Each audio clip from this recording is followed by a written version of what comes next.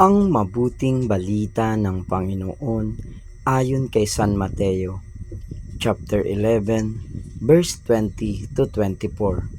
Noong panahong iyon, sinumbatan ni Jesus ang mga bayang ginawa niya ng maraming kababalaghan, sapagkat hindi sila nagsisit tumalikod sa kanilang mga kasalanan. Kawawa ka, Corazin! Kawawa ka, Betsaida! Sapagkat kung sa Tiro at Sidon ginawa ang mga kababalaghang ginawa sa inyo, malaon na sanang nagdaramit ng sako at nauupo sa abo ang mga taga roon upang ipakilalang sila'y nagsisisi. Ngunit sinasabi ko sa inyo, sa araw ng paghuhukom ay higit na mabigat ang sasapitin ninyo kaysa sasapitin ng mga taga Tiro at taga Sidon. At ikaw, Kapernaum, ibig mong mataas hanggang sa langit?